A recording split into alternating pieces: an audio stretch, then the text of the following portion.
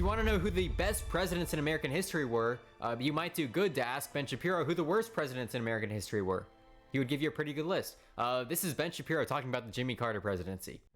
Fifth worst president, Jimmy Carter. Jimmy Carter? Jimmy who? I don't know who he is. So Jimmy Carter actually kind of pales in comparison to the other four because he only had one term to ruin America. But everybody remembers stagflation, really, really high levels of inflation. Jimmy Carter actually lifted a lot of the price controls that didn't work. And they obviously did not work. And he inherited a lot of that oil inflation. People are like, what caused inflation in the 1970s? It's not the president's, not any executive order. The price of oil went from $3 to $40. So that's why inflation happened. Not the Fed, not deficits. It was the oil price. And he actually fixed some of the problems with oil price fixing. And stagnation, huge unemployment rates, 8, 9, 10%, inflation rates, 14%. Massive gasoline shortages, gas lines, the Iranian Revolution, which he sort of backed. I mean, he let the Shah fall, leading to the Iran hostage crisis of 1979. Also, he did not back the fall of the Shah. He complained about the Shah because they had an abysmal human rights record, right? They had previously been like kind of a stronghold for the West to, plant themselves for influence in the Middle East. There was a CIA-backed coup. In 1950 after Iran nationalized its oil, and that was completely uncalled for. Like, they're a nation, they're a sovereign, they can nationalize their oil if they want, they can spread the profit if they want. The revolution came from, it was kind of pro-democracy, kind of pro-political freedom, largely anti-West. And what they ended up getting with the Ayatollah afterwards was all the anti-West without any of the political freedom. So kind of stabbed them in the back in one way, but in the other way, it paid off for them, at least a little bit. Now, sentiment is changing nowadays, but this is 40 years ago. Let's listen to the hostage crisis, though. 1980, he entered the presidency, pledging to reverse our, quote, inordinate... Nothing more on the hostage crisis. So Jimmy Carter negotiated the end of the hostage crisis. He never gets credit for it because the hostages were all released like minutes after Reagan was sworn into office. It's called the Algiers Accords. Pretty well known. Most people know it, I think. The Iranians were always willing to give up the hostages. They just didn't like Jimmy Carter because he supported the Shah more than the Ayatollah did, of course. And they just wanted to give him a slap in the face. So they released them along his negotiations in the Algiers Accords, which was like a non-interventionist promise. It had the Tribune in The Hague to settle debts, right? All that. It's pretty standard. They just didn't like him. So they released him after his presidency ended. Of communism, and the Soviet Union took him up on that, then invading Afghanistan. Reverse our, quote, inordinate fear of communism, and the Soviet Union he entered the presidency, pledging to reverse our, quote, inordinate fear of communism, and the Soviet Union took him up on that, then invading Afghanistan. That's all the stuff he did while he was president, but he wasn't president for... Was he friendly towards communism? Like, well, I don't know what his point was there with the invading Afghanistan, but whatever. That long. He was president for 4 years and 4 years only. He was a horrible post-president. He built some houses for homeless people. Look, it's Jimmy Carter. That's great. He also hung out with Hamas and actively wrote speeches for Uber-terrorist Yasser Arafat, claiming that Hamas's election... You call Yasser Arafat an Uber-terrorist? All right, that's fine. The PLO, played a major role in kind of separating a large swaths of Palestinians from terrorism. They formally denounced it, formally accepted Israel as a political reality and a reality of international law. They have problems. They used to be a terrorist organization, of course. But guess what? In a conflict that is wholly immoral, you cannot simply isolate one side and say that side is immoral, you shouldn't talk to them. Guess what? This whole conflict's immoral. That's all there is to it. You have to talk to both sides. And immoral stuff will happen on both sides. But that doesn't mean that you cannot come to a peace solution eventually.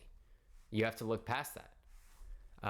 But as far as meeting with Hamas goes, he met with Hamas in the late 2000s, and he was like, you guys should recognize Israel. You're never going to get anywhere if you don't recognize Israel and formally denounce militarization of the conflict. And they didn't agree with him. It's a part of accepting reality. Accepting Israel is a part of accepting reality on the Palestinian side. But on the other side, you have to accept the fact that Palestinians, until they get a just solution, are going to support these kind of militant approaches. And Jimmy Carter did that quite well. And he tried to convince them out of it, but he could not do that. It's actually legitimate. He opposed U.S. intervention in the Gulf War in Kuwait. He actively wrote letters to other members. I don't know. I didn't do any research before this. This is just top of my head. I don't know if that's true. But if that is true, then I would disagree with that. I think intervention in Kuwait was incredibly helpful for multiple reasons. Not necessarily helpful. It was very well done, I think. And for what could have gone wrong, it went pretty well. The UN Security Council asking them to vote against the United States. That's wild. He helped broker the North of the UN Security Council U.S. intervention in the Gulf War in Kuwait. He actively wrote letters to other members of the UN Security Council asking them to vote against the United States. That's wild. He helped. That's the whole story of the UN Security Council on every single decision regarding Israel. The United States just vetoed. Like, what? I don't understand. Like, Jimmy Carter didn't have to do much there. And the United States is certainly in the wrong in a lot of its votes. Besides, like, maybe Obama in 2016, he told the UN Security Council to not veto a certain, like, settlement condemnation. That's, like, the only time. Everything else is, like, pure garbage regarding this conflict in particular. Brokered the North Korean nuclear deal that eventually led to North Korea gaining nuclear weapons. So, yeah, terrible. His negotiations went a lot better than Trump's. Trump's negotiations were as thin as the paper they were signed on. Like, they didn't do anything. He was out testing missiles, like, next day. He has nuclear missiles. Like, what do you want? Do you want a war with North Korea?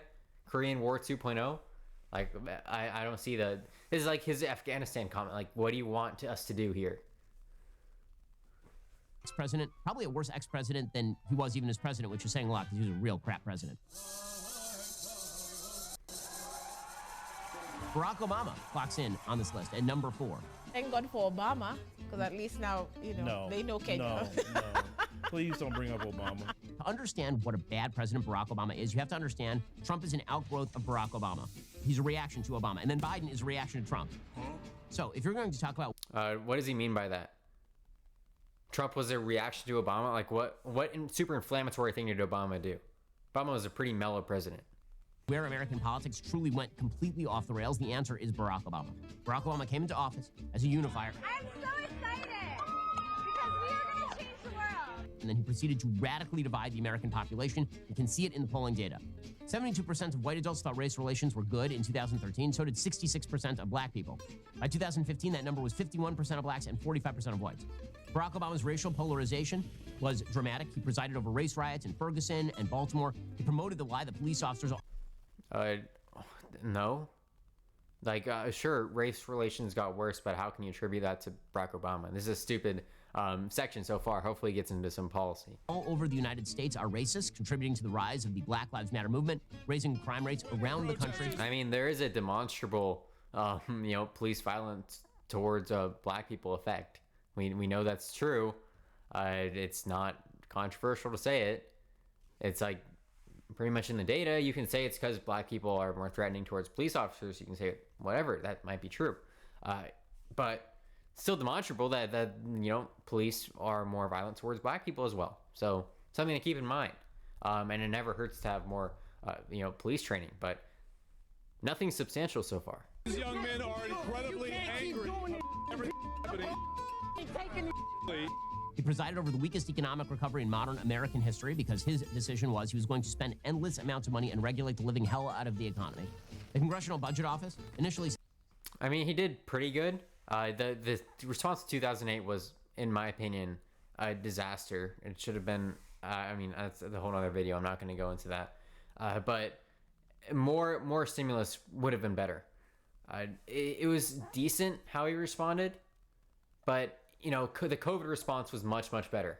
We had this big, in terms of the amount of wealth that was destroyed, COVID is absolutely similar to 2008, and especially if you consider the time frame.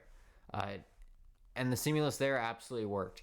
We had unemployment back down to record lows in a year, right? A lot of it under Trump's watch, and child poverty. I mean, child poverty cut in half by a stimulus bill, right? All this helped. I think he underspent out of 2008. Is really the only thing we can come away with here. That Obamacare would cost $940 billion. It has now been estimated it will cost $1.7 trillion. Life expectancy in the United States in 2010, when Obamacare kicked in, was 78.54. Today, it is 77.28. So, unrelated, and the insurance rates are higher. I mean, the insurance percentage is higher. More people are insured because of all this expansion, all these subsidies. This is, again, demonstrable and undeniable. Nailed it with Obamacare. He polarized the country on social issues, including, most prominently, same-sex marriage, where he simply decided to reverse his position from 2008 on same-sex marriage and declare that everybody who actually held his position from 2008 was an evil, bigot, terrible person. Marriage is between a man and a woman. Yeah, I'm sure he'd say that about himself. I know a ton of old people who say that about themselves. It was just a standard opinion to have in the 1990s and early 2000s. He utilized the IRS to target his political opponents. He weaponized the DOJ under both Eric Holder and Loretta Lynch. He presided over the use of the FBI to target Donald Trump in the 2016 election. On the foreign policy... when was this video made? Presided over the use of the FBI to target Donald Trump in the 2016 election? We didn't know what Crossfire Hurricane was until 2018, buddy. Well, I mean, if anything, Hillary Clinton was targeted because James Comey, 11 days before the election, came out and reopened an investigation against FBI protocol, against the 60-day rule, against the no speaking about open investigations rule, right? Publicly. A lot of people voted under the pretense that Hillary Clinton was could have still been tossing over classified documents to the Ukrainians, right? If anything, it was the opposite.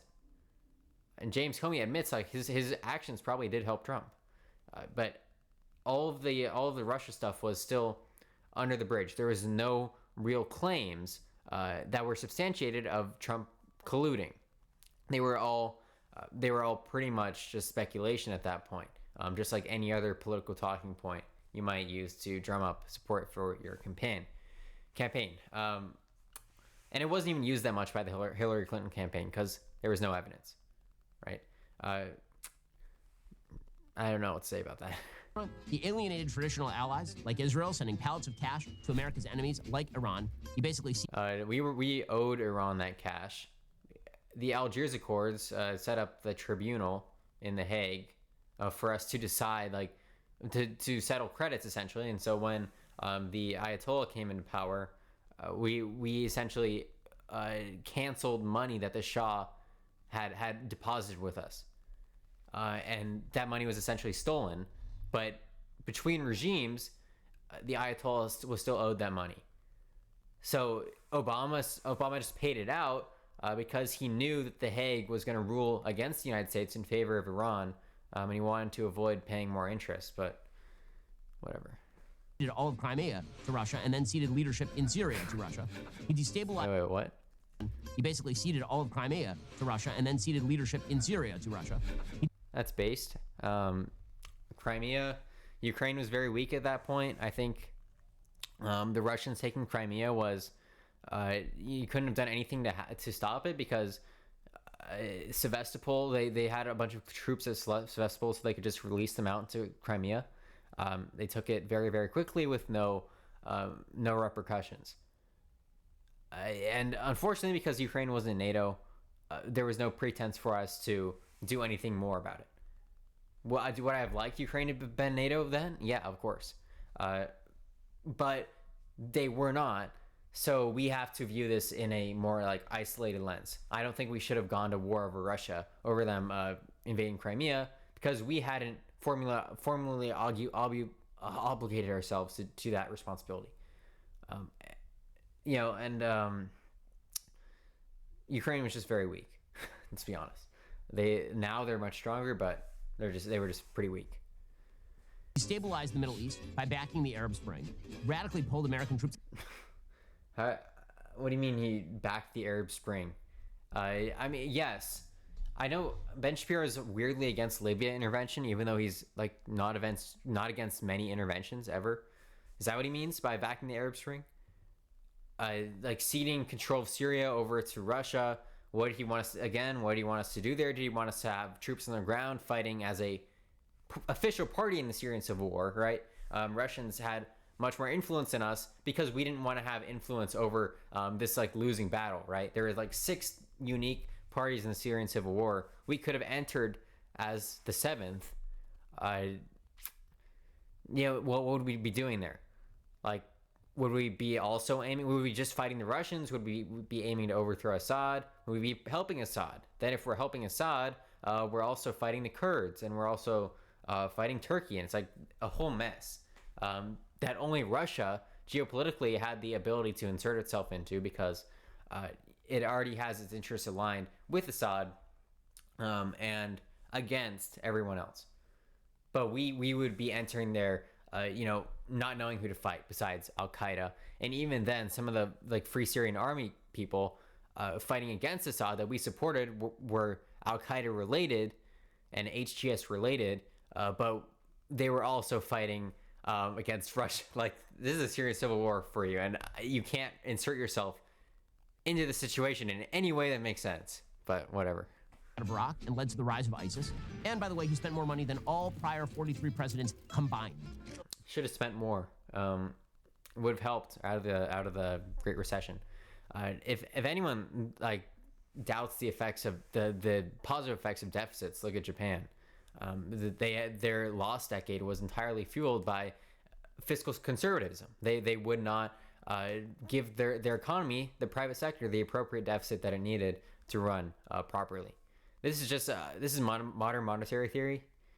So if you subscribe to that, then you know what I'm saying. If you don't, then you think what I'm saying is absurd. But that's the way of life. Let's see if my credit card still works.